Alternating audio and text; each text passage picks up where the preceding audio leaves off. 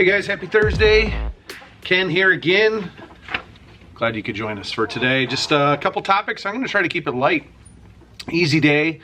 Talk about a few things and obviously get your guys' feedback is always nice. We obviously cover some scores from this past weekend, upcoming weekend.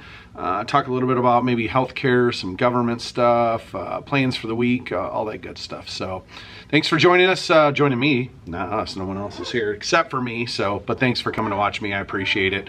I know I don't have a big following yet, but you know, for the ones that come and watch me, I appreciate it. It gives me something to do, and I get to contribute to the channel from Ken's perspective, I guess. So I always start off with the weather. Kind of gloomy today. The sun came out on Tuesday for maybe most of the morning, but still mild temperatures. It's been kind of nice. I hear the people out west are getting beat up by weather. Denver getting pounded by snow, and I think all that's kind of pushing this way.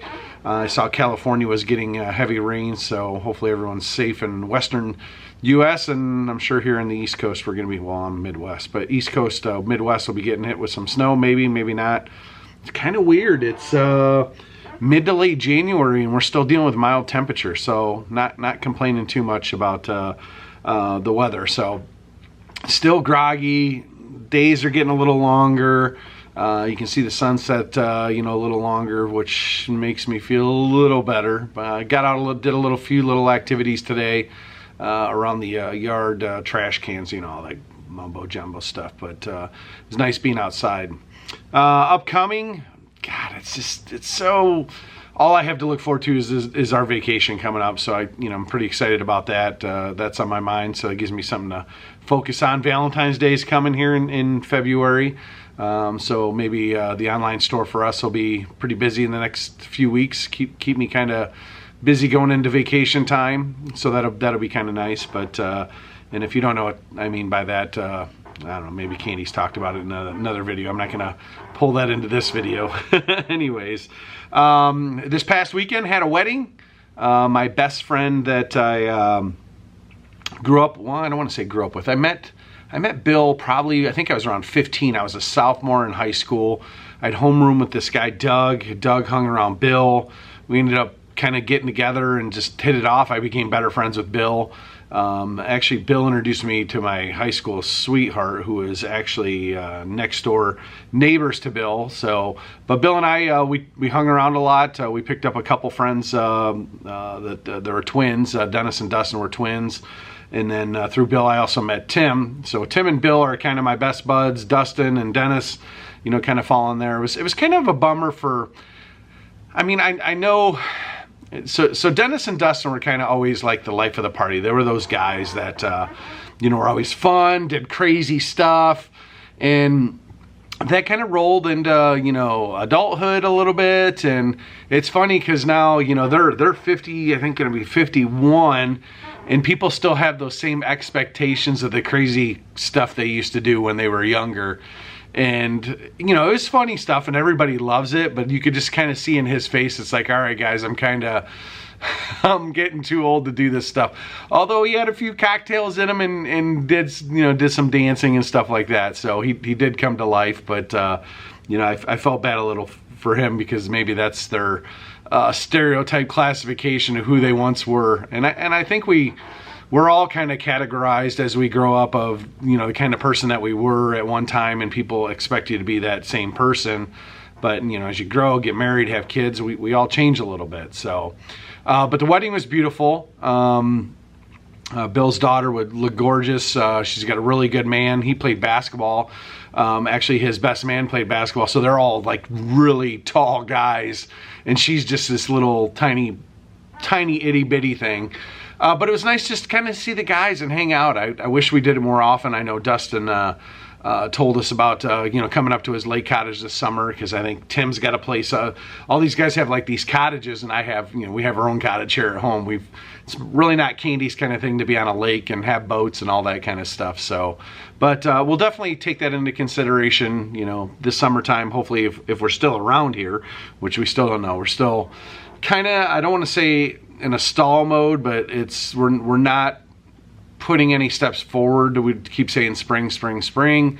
So I don't know. I'm going to start, give it another few weeks or so, and then because my biggest fear is I start discussing this or pulling some other people into it. I may sell underneath my feet, and I'm just not quite ready yet. Everyone tells me it's going to sell really fast, so who knows? It's still that everlasting dilemma. But so yeah, we had the wedding this past weekend. Nothing really coming up that's big and special. I tried to talk Candi into making a road trip for dinner. I saw a Facebook, I don't know what it was, but back in the day, we used to have this place in Ohio called Kewpee's.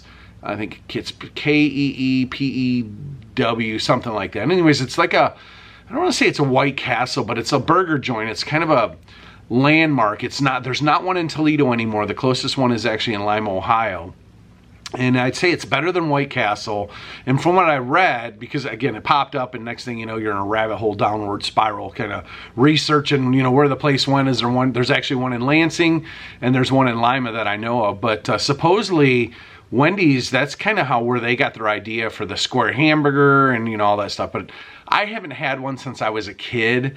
And it's funny because sometimes in life you have something and you just have this vivid memory of how great it was. So then you always remember that in the back of your head, and then you I don't want to say you chase it, but it pops up into your head again. It's like, I want to go, but I don't want to go and be really disappointed because I have such a fond memory of childhood of a Kewpee's burger. Still taking care of my dad, 79. He's still working. I check on him every so often. Did his pills late on Monday so I could catch him at home. I like to get a visual on him, see how he's doing, how he looks. The guy works 7 days a week, but in all fairness, it's his babysitter, and it's what keeps him alive since he lost my mom. So I do his grocery shopping. I don't know if I've mentioned that before, and I also do his pills on Mondays. So that leads me into this whole pill thing. So he's on about a dozen pills. He goes to a nurse practitioner that he's gone to for a long time. I did want to try to introduce him to an internal medicine doc just to see if we were covering, all of our bases with his health, and, because he goes to a nephrologist, he does go to a cardiologist.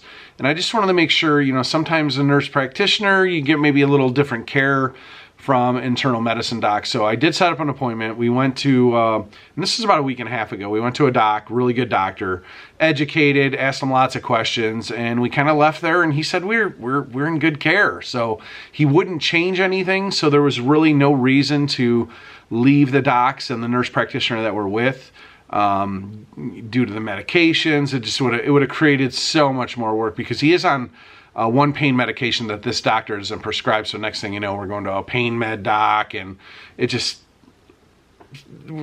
better to stay where we're at. So he did have that doctor's appointment this week with his nurse practitioner. Everything came in really good. His diabetes A1C was 6.2, which is pre-diabetic. So that was all good. But anyways, the reason I bring it up is I do his pills. I handle all his finances. Well, we're in the, let's just call it Medicare stage of deductibles, just like everybody is. So Eliquis is one of his medications. $515 is what it cost for his Eliquis for a 30-day supply. Now that'll go down, obviously, when the deductible's covered and stuff like that, but it's just so crazy how much medications are. And the thing is he's on secondary insurance, United Healthcare, and then he also has a Silver Script, which is a pill, I guess, subscription as well. That's supposed to bring the cost down. Whether I believe it or not, I don't know. I have shopped it in the past, but based on the things that he's on, the conditions that he's had, because he's had quadruple bypass surgery, he's had one kidney removed, all these conditions, and the guy's he's a trucker. He still smokes 2 packs a day. But I mean, it's crazy. Anyways, yeah, $515, crazy. Which then, kind of leads me a little bit into, healthcare and where's it going. As a physician recruiter, I'm struggling right now to find docs.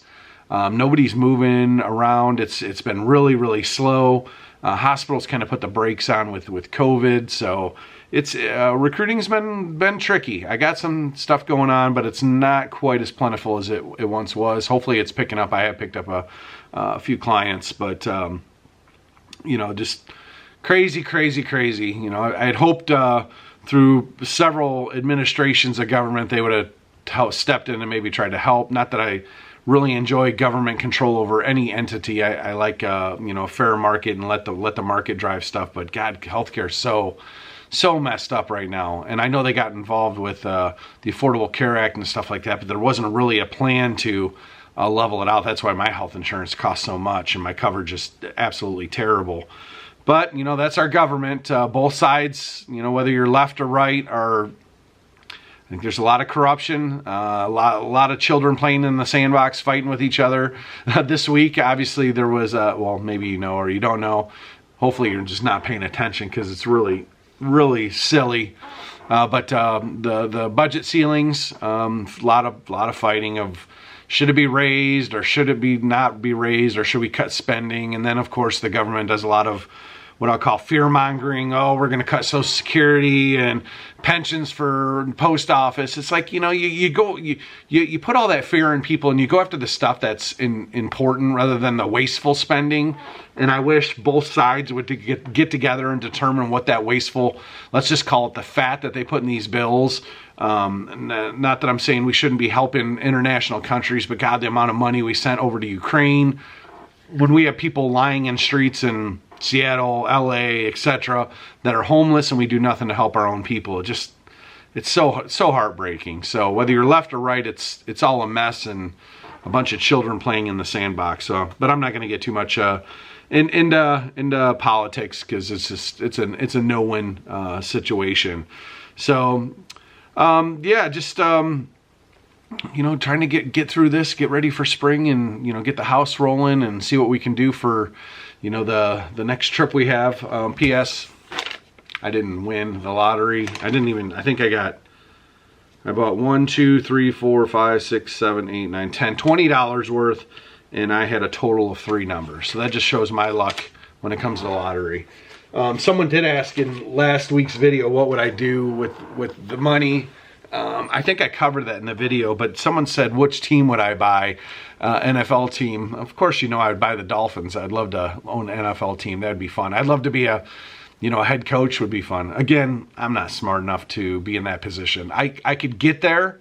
I'd have to come in as some kind of assistant, learn the system, and I think I'm smart enough to figure it out. But I would try to surround myself with people that are much more intelligent than I am, and I could be the face. I think personnel-wise, I think I could get along with the players and, you know, be successful, you know, in that perspective. So, but, you know, other than that, just even Steven, I did get my my bourbon thing set up back there with the kids. I got that put in place. Candy and I just been kind of grinding at the stone. I've been sending emails out for the recruiting stuff, and I know she's been doing photos and stuff for our store, and you know, just kind of trucking along. You know, we got Chase and Karli here, so they went to the grocery store yesterday and picked up some stuff, but we're moving along like everyone else. So hopefully you're doing well. If you have any tips on things that we can do to get busy in these down times, I know working out and all that good stuff is important. I did work out twice this week. I did not work out today just because I was so motivated to get some things done. So I didn't work out today, but back at the grind tomorrow is the plan, and haven't really made plans for dinner tonight. So other than that, hanging out on this beautiful, cloudy, gloomy Thursday with you guys. Anyways, I'm not trying to bring you down, just teasing. So football, NFL football, here's what we have. So the playoffs are in place. I'm sure maybe some of you watched the football games this past weekend. The Buffalo-Miami game was the most viewed, I guess they call it Super Wild Card Weekend game in, I don't know, like 15 years or something like that. It was a really good game. My expectations were very low for the Dolphins. They did make some really good plays in the game. Buffalo looked a little sloppy. Probably should have been a lot different than what it was, but we were in the game, which was cool. The downfall is, you know, I'm in these Dolphins groups and Tua lovers, Tua haters, everyone complaining about this, do that. You know, everyone's an armchair quarterback. Dolphins should have done this, they should have done that. My observations were the defense did what they should have. which they didn't all year, they did a pretty decent job containing Buffalo. Let up some big plays, but I think the big plays were let up because our defensive coordinator, I'm not a big fan of. Cover zero against a team like Buffalo, not a good idea with man coverage on the outside. Some of you may not have any idea what that means, but basically you have one-on-one coverage with speedsters, and Xavier Howard just doesn't have any gas in the tank anymore, in my opinion. But so the defense did their job. Offensively, we had a third-string quarterback. We got a first-year coach who's calling plays. On many occasions, he was late getting the play into the quarterback, which then creates this... It's like being at work, guys. If your boss is giving you something final minute and telling you to turn your product over immediately, you're going to make mistakes. And I think that was the failure, was on Coach McDaniel and his play calling. Literally with 8 seconds, left on the clock to get the play in, it was sloppy. And it hurt us at the end of the game. Actually, I think it cost us the game. And, on top of it, people are bashing on the rookie quarterback. And I don't put any blame on him. Actually, he opened up the game with some really good passes. Receivers were dropping balls, and it kills mojo. And especially for some guy that's, it's his third start, you need the mojo. So if the receivers are catching the ball, the coach is getting the plays on time, your offense looks completely different. But it was messy throughout the whole game, and I think that's what cost us the game. Not that I would want to play, we would have to go to Cincinnati again. Maybe Tua would be back. I don't know. Will he be back next year? I don't know. But anyways, the Dolphins did lose. That was one of my correct picks on the week. I went 3 for 6. Jacksonville was kind of a stunner, I guess I'll call it. Cincinnati beat Baltimore. Miami lost to Buffalo. Tampa Tom, let's talk about Tampa Tom. He messed up his family, wife and kids, to lose to the Cowboys in the playoffs. Now, I know that's what all the memes say on Facebook, but I don't know, Tom. I know you're competitive. I know you love the sport, and it's hard to let go of things sometimes. But I remember Marino's last game, and 63-3, I think, was Marino's last game against Jacksonville. Mark Brunell back in I think it was 2001. So yeah, it was sad, but at some point you just can't do it anymore. Tom's gonna be 46. Time to hang it up. So yeah, the Bucks lost the Cowboys. Cowboys look sharp. The Giants came in and took care of business against Minnesota, and the 49ers rolled again. So my Super Bowl picks, I know I said I wasn't going to say it, but I think it's KC and San Francisco would be a really good Super Bowl, which will lead me into this week's picks.